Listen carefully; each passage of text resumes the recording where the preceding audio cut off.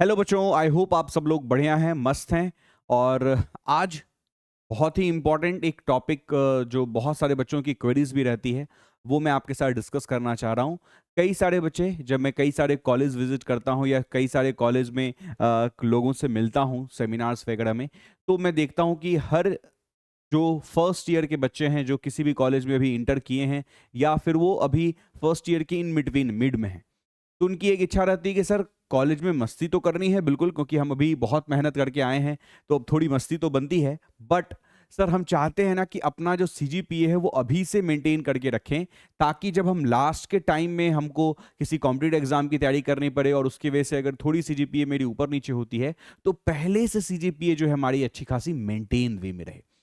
So in that case ये एक सवाल जो है आप सब लोगों का है कि how to score 9+ CGPA in first year of college. और मैं इसके बारे में आपसे स्टेप बाय स्टेप बात करूंगा, किन किन पॉइंट्स पे आपको मैं बोलूंगा कि जोर देना है, इंप्रूव करना है, उसमें ऐड ऑन करना है, रिमूवल करना है, हर चीज़ों के बारे में बात करेंगे, एक होलिस्टिक अप्रोच रखेंगे और कंप्लीट स्ट्रेटजी जो है वो मैं आपसे डिस्कस करने वाला हूं। तो वन बाय वन स्टार्ट करते हैं। The first thing is the understanding of the syllabus. First year में आप जब आते हैं तो वो इंजीनियरिंग का हमारा पहला साल होता है। अगर आप फर्स्ट ईयर में हैं तो ऑलरेडी आप इस बात को फील कर चुके होंगे कि जो 11th 12th में हमारे पढ़ने का तरीका है और जो अभी पढ़ने का तरीका है उसमें एक स्लाइट डिफरेंस है। ठीक है। अब यहां पे जो है आपके एक पार्ट में आपके 6-7 सब्जेक्ट जो भी हैं उसमें भी मिड सेमेस्टर एग्जाम है, तो आपका यहां पढ़ने का तरीका आपका थोड़ा सा अलग है। सो इन दैट सिनेरियो, पहली बात कि वहां तो 1 ईयर आपका चल रहा था, यहां पे आपको 4 ईयर में 8 सेमेस्टर है, तो आपका स्टाइल थोड़ा सा बदलने वाला है। उस बात को अगर मद्देनजर रखते हुए first thing is the understanding of syllabus. तो अंडरस्टैंडिंग ऑफ सिलेबस के अंदर अगर क्या बात करेंगे, लाइक आपको कंफर्टेबल हो जाना है उस सिलेबस से। Review your syllabus and course structure, understand the weightage of each subject. अच्छे से सारे सब्जेक्ट का वेटेज आप देख लो और उसके अकॉर्डिंग कैसी मेहनत करनी है ये डिसाइड कर लो। और दूसरा, बाकियों से थोड़ा पहले प्लान कर लो, मतलब plan ahead, look for the important topics and allocate time accordingly. क्योंकि कॉलेज में जो आपके सेमेस्टर के सिलेबस रहते हैं उसमें वेटेज वाइज भी एक बहुत बड़ी चीज होती है। सारा पढ़ना भी जरूरी नहीं है, लेकिन बिल्कुल सारा छोड़ के कोई पार्ट पढ़ रहे हैं वैसा भी नहीं, वेटेज वाइज पढ़ेंगे। थोड़ा लास्ट ईयर का ट्रेंड भी देखना हमको जरूरी होता है, तो एक एनालिसिस के आधार पे पढ़ेंगे। ऐसा नहीं कि सारा पूरा बुक पढ़ रहे हैं, सारा बुक तो क्लास में हमको पढ़ाया ही जाएगा, लेकिन हमारा जो टाइम रहेगा वो वेटेज के जो अलोंग रहेगा वो एलोकेट रहेगा। तो ये हो गया आपका अंडरस्टैंडिंग ऑफ सिलेबस। और सिलेबस में कितना पार्ट हमको न्यूमेरिकल है, कितना पार्ट थ्योरेटिकल है, उसके कैसे नोट्स बनाने हैं, ये सारी चीजें आपको understanding with the syllabus he ready करनी है। तो that is the first step कि सिलेबस को समझिए, एक बार देखिए सिलेबस को। दूसरा, टाइम मैनेजमेंट। क्योंकि फर्स्ट ईयर में मैंने बोला कि आप अभी थोड़े से उमंग में हैं, थोड़े से जोश में हैं कि इंजीनियरिंग कॉलेज में हम आ गए हैं, और इस टाइम मैनेजमेंट दिक्कत होती है क्योंकि हमको वेरियस एक्टिविटीज में भी टेक पार्ट्स लेना है। तो टाइम मैनेजमेंट आप इस तरीके से कीजिए कि आई विल से को करिकुलर एक्टिविटीज जो है उसमें टेक पार्ट लीजिए, वो आपकी पर्सनैलिटी भी डेवलप करता है। बट साथ में आपकी जो एक रेगुलर क्लास के आवर्स हैं उसके रिगार्डिंग, जो आपके क्लास के बाद जो आपको पढ़ने के आवर्स हैं, लाइब्रेरी में बैठने के जो आवर्स हैं, उसको आप बहुत अच्छे तरीके से यूटिलाइज कीजिए। So that is the effective time management. अगर आप देखें तो रिव्यू और syllabus and course structure, understand the weightage of each subject, ये बात तो आपको पहले भी बताई गई थी, बट इफेक्टिव टाइम मैनेजमेंट वाली जो बात है वो आपको दिमाग में रखना है। तो मतलब इफेक्टिव टाइम मैनेजमेंट आपका बहुत बढ़िया होना चाहिए, ये आप सब लोगों को रेडी रखना है। तीसरा, एक्टिव पार्टिसिपेशन इन क्लास। अगर हम बात करें, मैं हमेशा बच्चों को बोलता हूं कि अगर आप कॉलेज के क्लास में ही सीरियसली होके प्रॉपर काम कर लेते हो तो कॉलेज के बाद आपको ज्यादा बैठने की जरूरत नहीं पड़ती है, specially for the semester exam. आपने देखा होगा कुछ बच्चे होंगे जो ये चीज स्टार्ट कर चुके होंगे, या आप इस बात को नोटिस करने वाले हो कि जो रेगुलर क्लास कर रहे हैं, रेगुलर लैब्स अटेंड कर रहे हैं, रेगुलर सारी चीजें वो एक्टिविटीज में टेक पार्ट ले रहे हैं, उनके ऑटोमेटिक सीजीपीए जो है वो अच्छे आ रहे हैं। उनको बहुत ज्यादा जोर लगाने की जरूरत नहीं पड़ रही, वो सिर्फ क्लास में क्या है अपना हाई फोकस रख रहे हैं, डिस्कशन में वो पार्ट ले रहे हैं, हर जगह वो क्लास में एक्टिवली पार्टिसिपेट कर रहे हैं। That itself will give you very good CGPA. तो थर्ड पॉइंट जो मैं आप लोगों के लिए बोला हूं, that is active participation in class. Fourth is study techniques. इसमें मैं 3 पार्ट में आपको डिस्कशन करूंगा। एक है एक्टिव लर्निंग, दूसरा है प्रैक्टिस प्रॉब्लम्स और तीसरा है कंसिस्टेंट रिवीजन। तो अगर एक्टिव लर्निंग वाले पार्ट में देखेंगे तो यहां जो लर्निंग का तरीका है उसमें कुछ टेक्निक्स जैसे समराइजिंग, टीचिंग, डिस्कसिंग टॉपिक, कुछ टॉपिक्स आप डिस्कस कर रहे हो लोगों से, तो यहां डिस्कशन ग्रुप्स में भी आपको बहुत सारी लर्निंग ग्रुप मिलने को हो सकती है। आप लाइब्रेरी के थ्रू भी सीख सकते हैं, आप इन द सेंस बोल सकते हो समराइज करने के थ्रू भी सीख सकते हैं। तो एक्टिव लर्निंग आपको रखनी पड़ेगी। प्रैक्टिस प्रॉब्लम्स, आपको अपने प्रॉब्लम्स जो न्यूमेरिकल प्रैक्टिस जो भी है वो सारी रेगुलर प्रैक्टिस करनी पड़ेगी। फॉर एग्जांपल अगर आपका फर्स्ट ईयर में फिजिक्स है तो आप उसको प्रॉब्लम्स आपको लगाने पड़ेंगे तभी आप बेहतर कर पाओगे। इंजीनियरिंग मैकेनिक्स हैं तो आपके उसके प्रॉब्लम को बहुत ज्यादा लगाना पड़ेगा, बहुत ज्यादा क्वेश्चंस लगाने पड़ेंगे, तभी आपका वो इंजीनियरिंग मैकेनिक्स वाला सब्जेक्ट जो है आपका हो पाएगा। Then the last one is the consistent revision, regular review your notes to reinforce learning. So in the sense अगर बात समझें तो कंसिस्टेंट रिवीजन के लिए आपका नोट्स का बना होना बहुत जरूरी है, अदरवाइज आप रिवीजन में बहुत ज्यादा समय बर्बाद करेंगे। तो अगर कॉलेज के जो क्लासेस हैं और साथ में अगर आप कोई एक टेक्स्ट बुक साथ में फॉलो कर रहे हैं तो मेरी सजेशन रहेगी for each and every subject एक टेक्स्ट बुक आप जो आपको आपके फैकल्टी सजेस्ट कर रहे हो या जो आपकी समझ में आ रहा हो, फैकल्टी से डिस्कस कर लीजिए कि सर ये टेक्स्ट बुक मैं फॉलो कर रहा हूं, तो एक टेक्स्ट बुक जरूर फॉलो कीजिएगा while making your class notes as well as वही आपका रिवीजन के टाइम में भी आपको मदद मिलने वाला है। Next is the utilize resources. आपके पास कॉलेज में स्कूल से ज्यादा आपके रिसोर्सेस अवेलेबल होते हैं। आज के टाइम में हमारे पास ऑफलाइन लाइब्रेरी होता था, हमारे टाइम में, आप लोग के टाइम में ऑफलाइन प्लस ऑनलाइन दोनों लाइब्रेरी अवेलेबल होता है। लाइब्रेरी एक बहुत अच्छा प्लेस हो जाता है जहां पे आप बहुत सारे जनरल्स आपको फ्री में मिल जाते हैं, बहुत सारी साइट्स जो गवर्नमेंट के मतलब थ्रू आपके, क्योंकि वहां तो गवर्नमेंट इंटरनेट रहता है आपका, तो उसके थ्रू कई सारे साइट्स खुल जाते हैं, तो बुक्स वगैरह सारी आपको मिल जाती है। तो लाइब्रेरी जो ऑनलाइन रिसोर्सेस है उसका पूरा इस्तेमाल कर सकते हैं अगर आप कॉलेज के सर्वर के थ्रू जा रहे हैं। दूसरा स्टडी ग्रुप्स। यहां पे एक इंजीनियरिंग वाले पार्ट में एक चीज आती है, इसको बोलते हैं ग्रुप्स। अब ग्रुप बहुत बनते हैं, तो ग्रुप का हमको एडवांटेज वाला पार्ट लेना है कि ग्रुप में स्टडी भी किया जा सकता है, ग्रुप में डिस्कस भी किया जा सकता है, ग्रुप में किसी प्रॉब्लम स्टेटमेंट को बनाया जा सकता है और उसके रिगार्डिंग उसके सॉल्यूशन भी पता किए जा सकते हैं। तो कोई अच्छा प्रोजेक्ट का डिस्कशन हो, कोई अच्छी अदर कुछ आपके दिमाग में आइडियाज आ रहे हैं उनको आप दोस्तों से डिस्कस करो, तो इस टाइप के ग्रुप भी आप बनाना पड़ेगा, इस टाइप के ग्रुप की भी फॉर्मेशन करनी पड़ेगी and that group will help you in your I will say the personality development. Syllabus में भी हेल्प होगा, एग्जाम में भी हेल्प हो जाएगा और पर्सनैलिटी डेवलपमेंट में भी आपका वो ग्रुप आपको हेल्प करता है। Next, focus on assignment and the projects. Assignments और प्रोजेक्ट्स को हम लाइटली ना लें। जो भी आपका प्रोजेक्ट है, चाहे वो वोकेशनल ट्रेनिंग का प्रोजेक्ट हो या कोई इंडिविजुअल प्रोजेक्ट हो, उस प्रोजेक्ट्स या जो असाइनमेंट आपको दिए जा रहे हैं उसको आप ऑन टाइम करने की कोशिश करें एंड डोंट डू, मतलब कोई ऐसी चीज नहीं कि भैया आप असाइनमेंट दे दिए हैं तो भैया करना पड़ेगा, नो। इस इंटेंशन से नहीं कि अगर असाइनमेंट दिया गया है तो उसका क्या प्रैक्टिकल सिग्निफिकेंस है, क्या उससे मुझे कुछ लर्निंग भी मिल रही है या सिंपल नोट मेकिंग है, तो वो सारी चीजें आपको पता होनी चाहिए। मजबूरी में रह के कि असाइनमेंट देने से 20 मार्क मिल रहे हैं, ये वाली थिंकिंग नहीं होनी चाहिए। इंस्टीड ऑफ दैट कि असाइनमेंट तो मैं बनाऊंगा ही, वो तो मैं दिल से बनाऊंगा, कुछ अच्छा क्रिएटिव बनाऊंगा, लेकिन साथ में 20 मार्क्स भी मिल रहे हैं, that is advantage for me. वो एक्स्ट्रा एडिशनल एडवांटेज है मेरा, है कि जो असाइनमेंट मिल रहे हैं वो मुझे कुछ एक्स्ट्रा उस सब्जेक्ट से रिलेटेड करने को मिल रहा है, ये अपॉर्चुनिटी है मेरे लिए। Next, seek help when needed. ये बहुत ज्यादा जरूरी है और इसके रिगार्डिंग मैं आपको बोलूंगा कि आपके पास ना बहुत ज्यादा ऑप्शंस होते हैं जहां से आप हेल्प ले सकते हैं during college.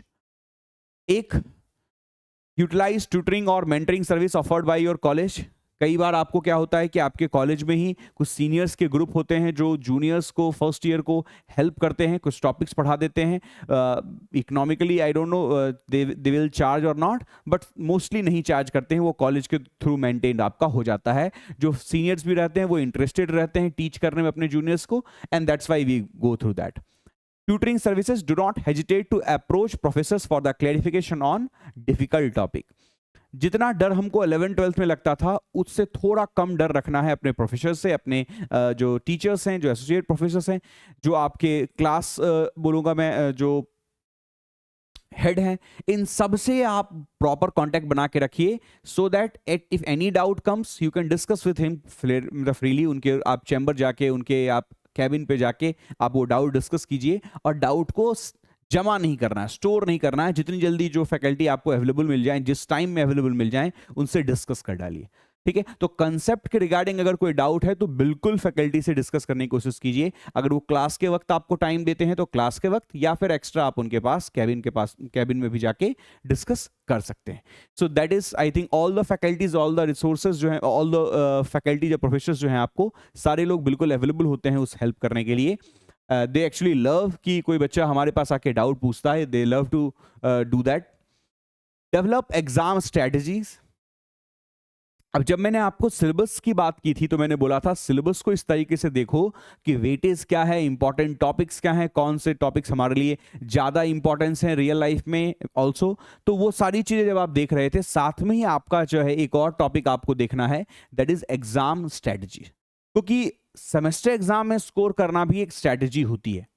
People don't think कि सेमेस्टर एग्जाम तो ऐसे है, लेकिन सेमेस्टर एग्जाम में भी स्कोर करना, क्योंकि मैंने कई बार बहुत अच्छे मार्क्स स्कोर किए हैं। So I can tell you कि अगर कुछ सब्जेक्ट्स हैं जिसमें आप पास्ट 10 ईयर का 20 ईयर के जो क्वेश्चंस हैं वो प्रैक्टिस करके रहे हैं, क्लास तो आपने किया है, नोट्स भी बनाया है, रिवीजन भी किया है, प्रैक्टिस भी किया है, लेकिन अगर लास्ट 10 ईयर के क्वेश्चन आपने अच्छे से सॉल्व किए हैं, लास्ट 10 ईयर के क्वेश्चन आपने अच्छे से प्रैक्टिस किए हैं, तो सम टाइम उस वाले पार्ट से भी आपको खूब सारे क्वेश्चन आते हैं। So I am just giving a example for you कि practice with the past exam paper to understand the format and frequently asked question, क्योंकि सेमेस्टर एग्जाम में कई बार क्वेश्चन रिपीट भी होते हैं। तो अगर आप प्रीवियस ईयर क्वेश्चन को एक बार लगाए हुए हो तो आपका एक पहले से आंसर सेट है फॉर दैट क्वेश्चन, कम समय लगेगा आपको उस क्वेश्चन को बनाने में during exam. Practice pacing yourself to ensure you complete all question, और जितना ज्यादा आप प्रैक्टिस करोगे इस टाइप के क्वेश्चन, आपकी स्पीड भी बढ़ेगी क्वेश्चन को सॉल्व करने की, क्योंकि वहां पे आपको बड़े बड़े क्वेश्चन सॉल्व कर रहे हैं। जो आपका ये गेट एग्जाम नहीं है, ये एसी एग्जाम नहीं है कि आपके छोटे क्वेश्चन होंगे, बड़े क्वेश्चन लिखने पड़ते हैं, तो उसके लिए आपको पेस भी धीरे धीरे डेवलप करना पड़ेगा। स्टे हेल्दी, ये तो सबसे ज्यादा इंपॉर्टेंट पॉइंट है, because many student I have seen during my college days जिन्होंने सेमेस्टर एग्जाम या मिड सेमेस्टर एग्जाम या कोई लैब एग्जाम इसलिए मिस कर दिया क्योंकि वो सिक पड़ गए, उस दिन बीमार पड़ गए वो। और उसका सिंपल तरीका है कि बैड फूड या आउटसाइड आप ऐसा फूड ऐसी जगह से खा रहे हैं जहां अनहाइजीनिक चीजें हैं। तो आपको बैलेंस डाइट भी रखनी है, साथ में जो हॉस्टल वाले बच्चे हैं उनके जनरली बैलेंस डाइट रहते हैं, बट फिर भी इन जनरल में बोल रहा हूं कि आप चाहे घर से जा रहे हैं, हॉस्टल वाले हैं या बाहर रह रहे हैं, आपको अपना बैलेंस डाइट रखना है। और दूसरी चीज जो है वो रेगुलर एक्सरसाइज। अब रेगुलर एक्सरसाइज कुछ बच्चों का रहता है कि सर मैं मॉर्निंग वॉक पे जाता हूं, कुछ बच्चों का रहता है कि मैं इवनिंग में कुछ खेलता हूं, फुटबॉल खेल लेता हूं, क्रिकेट खेल लेता हूं, और कोई भी आउटडोर एक्टिविटीज में कर लेता हूं। So it's up to you, आप जिस भी तरीके से फिट रहते हैं, but ultimate thing is that fit रहना है। अपनी बॉडी आपकी लेथार्जिक बॉडी नहीं होनी चाहिए, एक्टिव माइंड होना चाहिए। अब एक्टिव माइंड के लिए, एक्टिव वर्क करने के लिए आपको पूरे बॉडी को एक्टिवली रखना पड़ेगा, तभी आप काम वो कर पाओगे। स्लीप वेल, 6 से 7 घंटे, 7 से 8 घंटे भी चलेगा, बट प्रॉपर स्लीप लो। मतलब ये जनरली बोला जाता है कि माइंड जितना अच्छा रेस्ट करता है उतना अच्छा फिर उसकी जो है ना न्यू क्रिएटिव आइडियाज उसकी खुलती हैं, बट एक्सेसिव स्लीपिंग भी नहीं करना।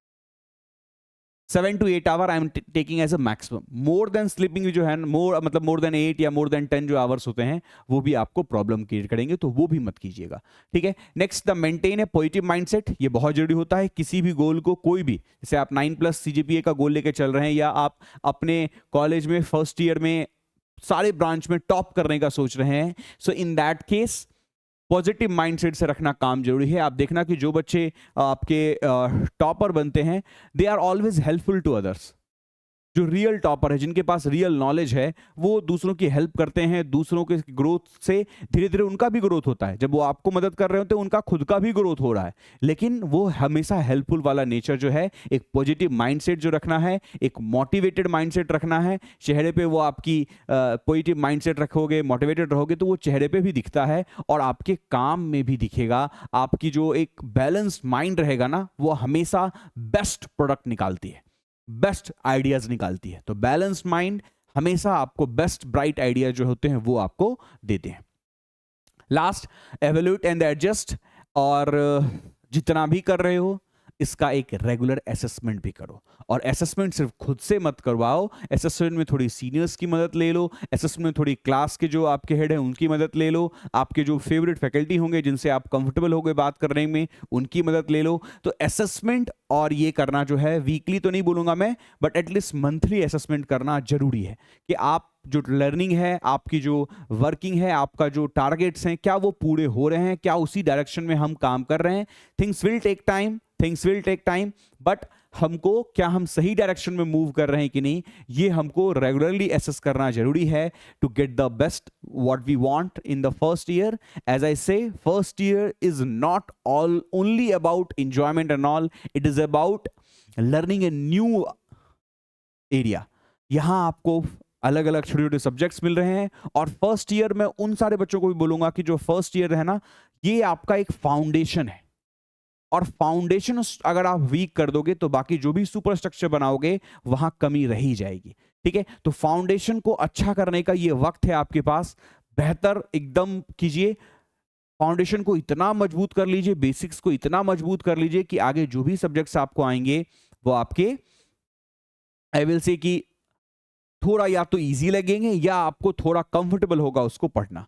सो सब्जेक्ट्स जो आपके फर्स्ट ईयर में हैं उनमें से कुछ सब्जेक्ट्स आपको आगे कॉम्पिटिटिव एग्जाम में भी पूछे जाने वाले हैं। सो इन दैट केस ये सारे सब्जेक्ट्स आपके लिए बहुत इंपॉर्टेंट हैं, इसको लाइटली नहीं लें और कोशिश करें कि सेमेस्टर एग्जाम में जो भी आपके जिस कॉलेज में हैं, जो भी बच्चे देख रहे हैं, ये आप सब लोग के मन में रखें कि आप अपने कॉलेज में एटलीस्ट जो ब्रांच टॉपर बोलते हैं वो और कॉलेज टॉपर बन गए तो वो तो मेरे एकदम दिल की बात हो जाएगी। तो ये एक टारगेट रखें कि हाँ, और इस चीजों को ऑर्गेनिकली करें। हुआ नहीं बनाना है कि सर मुझे करना है। ऑर्गेनिकली ऐसा आने दें, नॉलेज आपके पास इतनी गैदर होने दें कि धीरे धीरे आपकी जो है रैंक सीजीपीए वो ऑटोमेटिक जंप कर जाएगी। तो सीजीपीए और जो रैंक है कॉलेज का जो भी है, वो सारी चीजें बाय प्रोडक्ट मैं बोलूंगा, या आपके प्रोडक्ट हैं। The main thing, the ingredient जो आपको आज देना है कि आप उस समय को, आप उस लाइफ को, आप उस I will say the duration को अच्छे से एंजॉय करते हैं, पढ़ते वक्त चीजों को सीखते हैं, लर्निंग प्रोसेस आपका बहुत अच्छा है, और मेहनत, हार्ड वर्क जो है आप बहुत ज्यादा शो करते हैं। सो विद दैट मैं आप सब लोगों को थैंक यू बोलूंगा। आई होप रिगार्डिंग द 9+ जो आपका सीजीपीए वाला जो प्लान है, स्ट्रेटेजी वाइज मैंने आपको बता दी है, but I know still many of you will have some doubt. तो उस डाउट को आप कमेंट सेक्शन में डालिए। I will take all your doubt. और इसके अलावा अगर आपके मन में और भी कुछ क्वेरीज हैं रिगार्डिंग द इंजीनियरिंग, कुछ भी आप ऐसा जानना चाहते हैं, so you all can ask in this Telegram group. This is my Telegram group, official Telegram group, so you can ask all your queries in this. Okay, तो यहां पे आपने सारे जो क्वेरीज हैं आप वो मुझसे पूछ लीजिएगा। ठीक है, bye bye, take care all of you, और जय हिंद।